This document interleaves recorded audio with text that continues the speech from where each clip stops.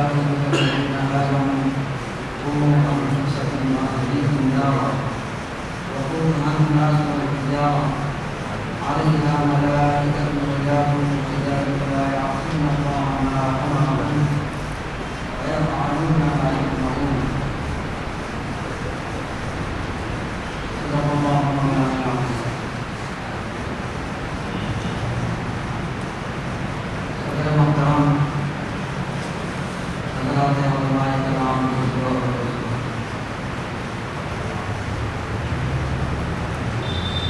دنیا میں حق و باطل کی جنگ حضرت آدم علیہ السلام کے زمین پر آنے کے بعد بھی سے چل رہا ہے. حابیل و قابیل کا واقعہ پیش آیا. حضرات انبیاء کرام علیہ السلام اسی محنت پر دنیا میں بھیجے گئے کہ باطل زور پکڑ رہا ہے. اللہ نے حضرات انبیاء کرام کو دنیا میں بھیجا. وہ اپنی محنتیں اور کوششوں کے ذریعے بندوں کو اللہ تبارک و تعالیٰ سے انہوں نے جوڑا.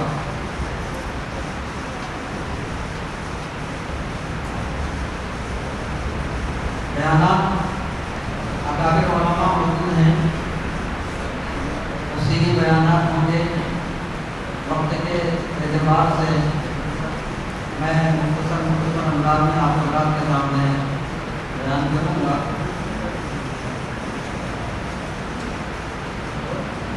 ملک کے آزادی سے پہلے ایک دور چلا جس میں باطل بہت زوروں پر تھا. اس کا نشانہ ہماری قوم کی بنتی رہی جس کو ابتدائی تحریک کہا جاتا ہے. گاؤں کے گاؤں، بستی کے بستیاں کفر پر آنے لگے. اس وقت کے اکابر حضرت مدنی، مولانا یوسف الرحمان صاحب اور مولانا شمس الحق ربانی، اس طرح کے بڑے بڑے اکابر، حضرت مفتی کفایت اللہ صاحب نور اللہ مرحبا، یہ اکابر تھے اور ان کے شاگردین تھے. انہوں نے انتھک کوششیں کی، قوم کو ارتداد سے بچایا، اور جیسی قوت کے ساتھ باطل تحریک سامنے آئی تھی، اسی قوت اور اسی طاقت کے ساتھ ہم بھی ابھرا اور ہمارے اکابر اور ان کے شاگردوں نے ایسا ڈٹ کر مقابلہ کیا کہ اس کا نام و نشان بھی باقی نہیں رہا.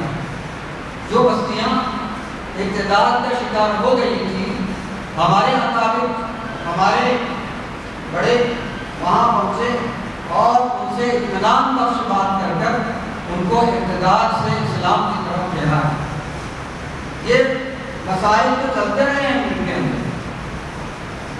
جب بھی کوئی مسئلہ آیا ہے تو آپ کو یاد ہوگا جمعیت علماء فوراً سامنے آئی ہے اور اس کا مقابلہ کرتے رہی. جو بھی معاملہ ہو، آسمانی آفت ہو یا زمینی پریشانی ہو، آپ نے دیکھا ہوگا جہاں بھی کوئی واقعہ پیش آیا ہے جمعیت علماء ہی وہاں پر پہنچی. اس کے سوا کوئی ہم کو نظر نہیں آیا. ہاں آئے، بعد میں لوگ آتے رہے، لیکن سب سے پہلی فکر جو ہوئی ہے وہ جمعیت علماء کو کی ہے. ہمارے صوبے کے صدر جناب حافظ ندیم صدیقی صاحب، اللہ تعالیٰ ان کو صحت کاملہ عطا فرمائے اور ان کو دوبارہ ہمت عطا فرمائے اور قوت عطا فرمائے. یہ فوراً وہاں پر پہنچتے ہیں اور سب جائزہ لیتے ہیں کہ جن جن لوگوں سے بات کرنی ہوتی ہے وہ برابر سے بات کرتے ہیں. آج کا دور ویسے ہی خطرناک دور چل رہا ہے. مسائل تو بہت ہیں، لیکن جمعیت علماء دینی تعلیمی بیداری پر توجہ دے رہی ہیں۔ اس بات کو بھی سمجھنا ہے کہ اکابر کی یہ مومنانہ فراست ہے کہ وہ اس موقع پر دینی تعلیمی بیداری مہم چلا رہے ہیں۔ مسائل تو بہت ہے، اس کو کیوں چلایا جا رہا ہے، اس بات کو بھی سمجھنا بے انتہا ضروری ہے۔ پیپروں میں ہم پڑھ رہے ہیں، خبروں میں سن رہے ہیں کہ ہماری بچیاں وہ غیروں کے ساتھ جا رہی ہیں، ہزاروں کی تعداد۔ اب غور کرنا یہ ہے، یہ جا رہی ہیں تو کیوں جا رہی ہیں، کیا اسباب؟ ایک سبب ہم کو نظر آتا ہے، جس پر توجہ دینے کی ضرورت ہے، وہ یہی ہے کہ دینی تعلیم سے دوری یہ سبب ہے ہماری بچیوں کا دوسری طرف جانے کا۔ دوستوں بزرگوں، ابھی جدید تعلیم جو آئی ہے، اس میں بتایا جا رہا ہے جو کورس کی کتابیں ہیں، ہر کتاب کے اندر کفر بھرا ہوا، ہر کتاب کے اندر ہمارے عقائد پر ضرب لگ رہی ہے، اور ایسی ضرب لگ رہی ہے کہ اگر اس بچے کے دین کا، ایمان کا اگر کوئی انتظام دوسرا نہ ہو تو بچہ 10ویں پہنچنے تک اس کے ارتداد میں کوئی شک و شبہ نہیں کیا جائے۔ ایک مثال دی گئی ہے جو کتاب کے اندر جو ہے دیا گیا ہے، کتاب کے اندر ایک سبق ہے، درختوں کی پوجا کیوں کی جاتی ہے، اس کے فوائد بتائے گئے، اور بچوں کو یہ بتایا جا رہا ہے کہ درخت کی جو پوجا کی جاتی ہے وہ انہی وجوہات کی وجہ سے پوجا کی جاتی ہے۔ اب بچے کے دماغ میں اگر وہ چیز بیٹھ جائے، بلکہ امتحان کے اندر بھی یہ سوال آئے گا کہ یہ بتاؤ کہ فلاں درخت کی پوجا کی جاتی ہے تو کن کن فوائد کی وجہ سے کی جاتی ہے۔ اب یہ بچے کو وہ فوائد یاد کرنا ضروری ہے، وہ رٹ کر جو ہے یاد کرے گا، اور اس کے دل و دماغ میں وہ چیز بیٹھے گی کہ درخت کی پوجا اس وجہ سے کی جاتی ہے، اس وجہ سے کی جاتی ہے، یہ ساری چیزیں۔ اب اگر اس کی دینی تعلیم کا انتظام نہ کیا جائے تو آپ بتائیں کہ جہاں تعلیم کفر ہی پر ہو رہی ہے، اس کی تشریح ہو رہی ہے، تو کیا وہ بچہ ایمان پر قائم رہ سکتا ہے؟ ہمارے یہاں پہلے معاملہ یہ تھا کہ گھر کے اندر دینی تعلیم کا ایک رواج چلتا ہے، بڑی بوڑھی عورت ہوتی تھی یا دادا پردادا ہوتے تھے، وہ اپنے بچوں کو لے کر بیٹھتے تھے اور ان کی تربیت اور دینی تعلیم کا خیال کیا جاتا تھا، کلمے یاد دلائے جاتے تھے، ایمان مفصل، ایمان مجمل کو یاد کرایا جاتا تھا، اللہ تبارک و تعالیٰ کی صفات کو یاد کرائی جاتی تھی، نبی اکرم صلی اللہ علیہ وسلم کی خصوصیات اور آپ کے فضائل بتائے جاتے تھے، یہ ساری چیزیں ہوتی تھیں۔ آج افسوس کا معاملہ یہ ہے کہ ہمارے گھر بھی اس سے خالی ہو گئے، ہمارے گھروں کے اندر اس طرح کی تعلیم کا کوئی نظم واقع ہی نہیں رہا۔ تو اب جمعیت کی یہ فکر لگی ہوئی ہے کہ نہ گھروں میں اس طرح کا ماحول ہے اور نہ محلوں کے اندر اس طرح کا کوئی دلچسپی سے کوئی جو ہے ماحول چل رہا ہے۔ مساجد کا نظام جہاں دلچسپی کے ساتھ، توجہ کے ساتھ ہونا چاہیے، وہاں پر بالکل بھی نہیں ہو پا رہا ہے۔ امام کی تنخواہ بڑی مشکل سے نکالی جا رہی ہے تو مدرس کی تنخواہ کیسے نکالیں گے؟ یہ بڑا مشکل مسئلہ آ رہا ہے، لیکن کرنا ہے، اس کے سوا کوئی چارہ کار نہیں۔ اس لیے جمعیت علماء نے یہ دینی تعلیمی بیداری کا اشرہ منایا اور ماشاءاللہ بہت کامیاب اشرہ منایا گیا ہے۔ سروے ہو رہا ہے، جگہ جگہ سروے ہو رہا ہے، سروے ہوا ہے، اور بہت ساری جو رپورٹیں آئی ہوئی ہیں، ایسی رپورٹیں آئی ہیں کہ اس کو بیان کرنا تو ہم اپنی کوتاہی اور اپنی سستی کو جو ہے سستی کا اعتراف کرنا۔ دوستوں بزرگوں، حضرات انبیاء اکرام بنی اسرائیل میں جو آئے ہیں، اور کسی بستی کی طرف نبی کو بھیجا گیا، وہ نبی اس بستی اور قوم کے اندر محنت اور کوشش کیا کرتے تھے اور ماحول کو بدل کر جو ہے اسلامی ماحول وہاں پر پیدا کرتے تھے۔ آج معاملہ بڑا مشکل ہے، نبوت والا سلسلہ تو ہے نہیں، لیکن کریں تو کیا کریں؟ اللہ کے نبی صلی اللہ علیہ وسلم نے فرمایا ہے علماء امتی کانبیاء بنی اسرائیل، میری امت کے علماء بنی اسرائیل کے انبیاء کی طرح۔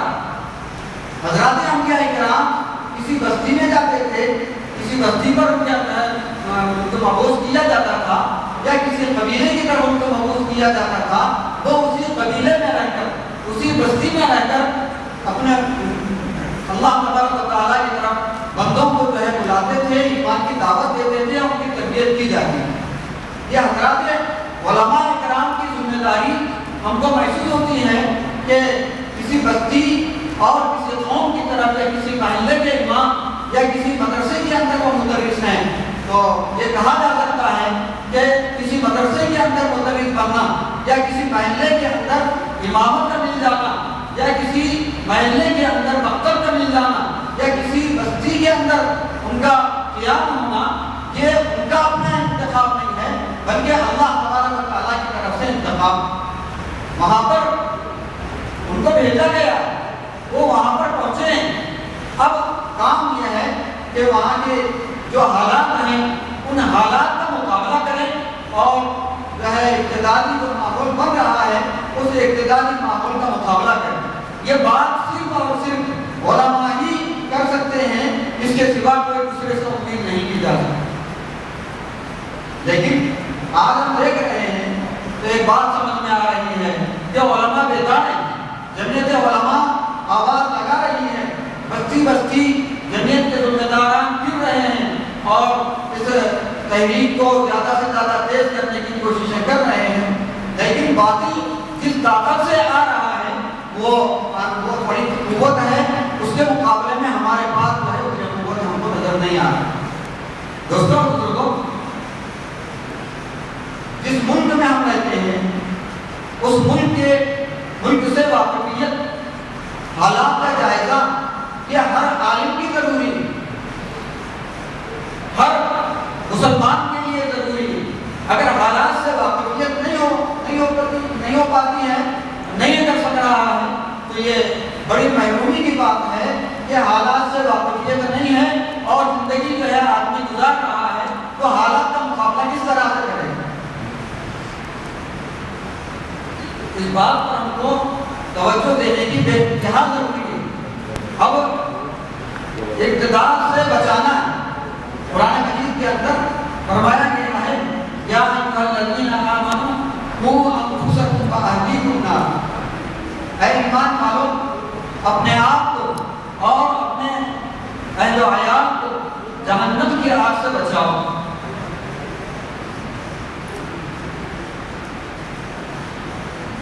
اپنے اہل و عیال کو اور اپنی اولاد کو جہنم کی آگ سے بچانا کس طرح سے ہو سکتا ہے؟ اس کی صورت یہی ہے کہ دینی تعلیم کا انتظام کیا جائے۔ دینی تعلیم کے انتظام ہی سے اس کا مقابلہ ہو سکتا ہے اور اپنی نسل کو جہنم کی آگ سے بچایا جا سکتا ہے۔ اگر آدمی اس طرف سے بے توجہ ہو جائے تو اس سے بڑھ کر کوئی گناہ نہیں۔ حدیث میں آیا ہے، اللہ کے نبی صلی اللہ علیہ وسلم نے فرمایا قیامت کے دن سب سے زیادہ عذاب میں وہ شخص رہے گا کہ جس کے اہل و عیال دینی تعلیم سے غافل ہوں گے، ناواقف ہوں گے۔ اب آپ بتائیں کہ ہم نمازی ہیں، ہم دینی ماحول میں ہیں، لیکن اگر ہم اپنے بچوں کو دینی تعلیم کا ماحول نہیں دیتے ہیں اور دینی تعلیم کی طرف ان کو آگاہ نہیں کرتے ہیں، ان کو دینی تعلیم سے آراستہ نہیں کرتے ہیں، تو ہماری نیکی ہمیں کام نہیں آئے گی۔ اللہ کے نبی کا ارشاد ہے کہ سب سے زیادہ عذاب میں وہ آدمی رہے گا جس کے اہل و عیال دینی تعلیم سے غافل ہوں گے، ناواقف ہوں گے۔ دوستوں بزرگوں، اس دور کی، اس وقت کی سب سے اہم ضرورت ہے، اس بات کو ہم کو سمجھنا بے انتہا ضروری ہے۔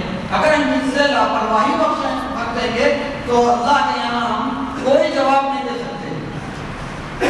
ہم کو اس کی فکر کرنی بے انتہا ضروری ہے۔ والدین کو، سرپرستوں کو، ماں باپ کو یہ ذمہ داری دی گئی ہے، واجب کے حد تک ہے کہ اللہ تبارک و تعالیٰ اولاد کی تربیت کس طرح سے کی، دینی تعلیم سے کیوں دور رکھا، کیوں دینی تعلیم کا انتظام تم نے نہیں کیا تھا۔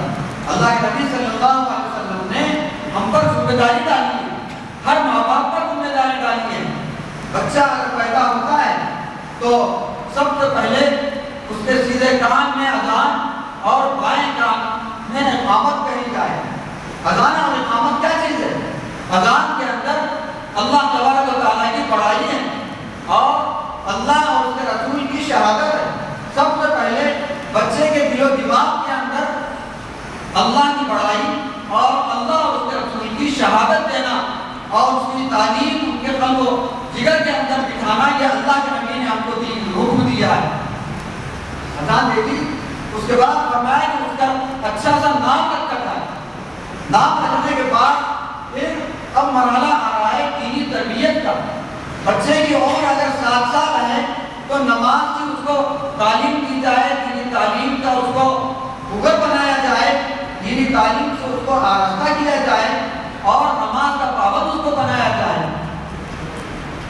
10 سال میں اگر وہ نماز میں کوتاہی کرتا ہے تو تنبیہ کرنے کا حکم ہے، جبکہ وہ بالغ نہیں ہوا ہے، بالغ نہیں ہوا ہے، اس پر کوئی حکم شرعی آیا ہی نہیں، لیکن اللہ کے نبی کا جو ہے یہ ارشاد ہے کہ 10 سال کے بعد اگر وہ نماز میں سستی کرتا ہے، کاہلی کرتا ہے تو اس کو جو ہے تنبیہ کی جائے، سزا دی جائے۔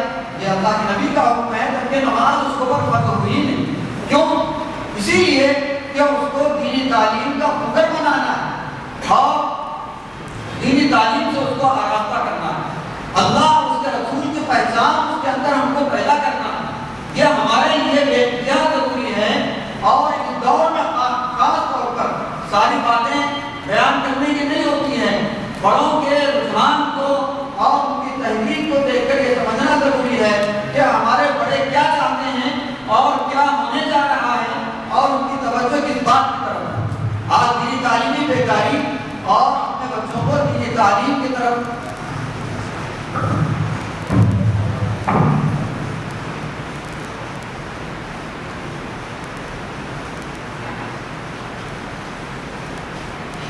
اپنے بچوں کو دینی تعلیم دینا یہ بے انتہا ضروری ہے۔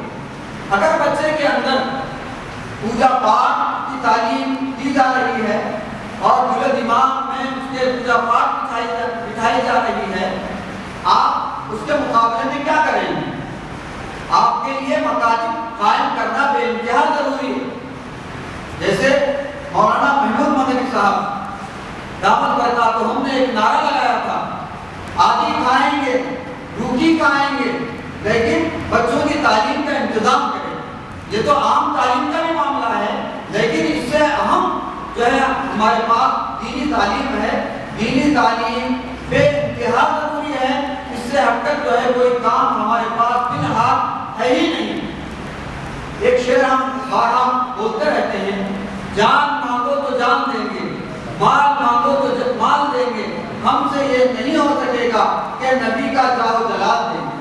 دوستوں بزرگ سے جو ہمارا نعرہ ہے، فسادات ہوتے رہے، ہمارا مال ٹوٹتا رہا، ہم اس کو برداشت کرتے رہے، جانی نقصان ہوتا رہا، ہم نے اس کو بھی برداشت کیا، لیکن اب ایمان پر جو ہے باری آ رہی ہے، ہمارے بچوں کو جو ہے ایمان سے ہٹانے کی کوششیں ہو رہی ہیں اور جو ہے ان کو کفر کی طرف مائل کیا جا رہا ہے۔ کفر کے پوجا پاٹ کی فضیلتیں ان کو بتائی جا رہی ہیں، یہ ساری چیزیں ہو رہی ہیں اور ہم جو ہے اپنا ہاتھ پہ ہاتھ رکھ کر اگر خالی دیکھتے رہیں تو یہ ہماری دانشمندی نہیں ہوگی۔ سمجھداری یہ ہے کہ ہم اپنے نسل کو بچائیں گے تبھی بھی بچ سکتی ہے۔ ایک جگہ ایک صاحب کا انتقال ہوا، وہ گئے تھے امریکہ، انتقال ہوا تو بچوں نے آ کر مسجد کے امام صاحب سے کہا کہ امام صاحب ہمارے ابا کا انتقال ہو گیا ہے، وہ مسلمان تھے، ہم مسلمان نہیں، اب ہم کو یہ پتہ نہیں ہے کہ انتقال کے بعد مسلمان جو ہے تجدید و تکفیر کس طرح سے کرتے ہیں، ہم کو تو آتا نہیں، اس لیے آپ آئیں، آپ آ کر ہمیں ربا کی تجویز و تقسیم کا انتظام کریں۔ دوستوں بزرگوں، یہ ہے لاپرواہی کا نتیجہ، یہ فرضی واقعہ نہیں ہے، حقیقت ہے۔ اور آج جو ہماری بچیاں غیروں کے حوالے ہو رہی ہیں، اس کا جو ہے سب سے بنیادی معاملہ یہی ہے کہ دینی تعلیم کا انتظام ان کے پاس نہیں ہے۔ ایک بچی غیر کے ساتھ چلی گئی، اس سے جب بات کی جا رہی ہے تو وہ بولتی ہے کہ اس کا فون دیکھو، میرا فون دیکھو، اس کا فون بھی ویسے ہی ہے، میرا فون بھی ویسے ہی ہے، وہ بھی انسان ہے، ہم بھی انسان ہیں۔ اب وہ معاملہ انسان کا نہیں ہے، ایمان اور کفر کا معاملہ ہے۔ کون سمجھائے؟ ماں باپ جو ہے سمجھانے سے قاصر ہیں، انہوں نے دنیاوی تعلیم کی طرف توجہ دلائی، لیکن دینی تعلیم کی طرف جو ہے بالکل بھی توجہ جو ان کی نہیں ہوئی۔ تو اس طرح سے نسل جو ہے ہماری جا رہی ہے۔ ایسے موقع پر ہم کو جو ہے ضرورت ہے کہ مکاتب زیادہ سے زیادہ قائم ہوں، اور علماء کی خصوصاً جو ہے اس میں دلچسپی ہونی چاہیے۔ دیکھیے جیسے میں نے بتایا کہ علماء امتی کا انبیاء بنی اسرائیل کے انبیاء کا جو کام تھا وہی کام اس دور کے علماء کے ذمہ کیا گیا ہے، اللہ کے نبی نے ہم کو بتایا ہے۔ تو اس کام پر ہم کو توجہ دینا بے انتہا ضروری ہے۔ اسی طرح سے مسجد کمیٹی کے جو ذمہ دار ہیں وہ بھی اس طرف جو ہے متوجہ ہوں، مکاتب کا انتظام قائم کریں، اور بستی بستی، گاؤں گاؤں، محلہ محلہ مکاتب کا انتظام ہو۔ ایسے انتظام ہو کہ کوئی بچہ جو ہے ہمارا ابتداء اس کو ہوا تک جو ہے نہ لگے۔ اس طرح کی جو ہے اگر ہم جو ہے کوششیں کرتے ہیں تو صحیح ہے، بلکہ ہم کو اس تیاری میں رہنا پڑے گا کہ مکتب کے مدرسے کے اندر اگر کفر کی طرف اگر جو ہے دعوت دی جا رہی ہے اور پوجا پاٹ کی فضیلت بتائی جا رہی ہے، تو وہیں بچہ کھڑے ہو کر جو ہم سے اعتراض کرے کہ یہ کس طرح سے ہو سکتا ہے کہ ایک انسان جو اللہ تبارک و تعالیٰ کا نائب ہے، وہ نائب درخت کے سامنے کس طرح سے جھک سکتا ہے؟ یہ سوال کرنا جو ہے بچہ کرے۔ اس طرح کی تیاری ہم کو کرنی چاہیے۔ گنپتی دودھ پی رہا، یہ ایسا شروع ہوا تھا، تو اس موقع پر ایک طالب علم نے جو ہے اعتراض کیا تھا کہ وہ تو بے جان ہے، وہ کیسے پیے گا، کیسے پی سکتا ہے؟ تو جو ہے بڑوں کے عقل میں یہ بات آئی کہ واقعی یہ بات تو صحیح ہے، بچہ کو بنائے کہ اس طرح سے کیسا ہو سکتا ہے۔ تو اس طرح کی جو ہے فرضی چیزیں ہمارے بچوں کو بتا کر جو ہے ابتداء کی طرف مائل کیا جا رہا ہے۔ ہم کو اس کے مقابلے میں، تحریک کے مقابلے میں تحریک بنا کر ہم کو کام کرنا ہے، اور اس تحریک کو ہم کو فیل کرنا ہے۔ اس کو آپ سیریس لیں، سنجیدگی سے جو ہے سوچیں اور فکر اپنے اندر پیدا کریں، اور جتنی محنت اور جتنی کوشش ہو سکتی ہے وہ کوشش کرتے رہیں، اور اس حدیث کو اپنے اندر اپنے پاس جو ہے رکھیں۔ علماء امتی کا انبیاء بنی اسرائیل، جس جگہ کے آپ ذمہ دار ہیں وہ نبی کی جگہ پر آپ کام کر رہے ہیں۔ اللہ تبارک و تعالیٰ سے دعا ہے کہ اللہ تعالیٰ ہمیں صحیح عمل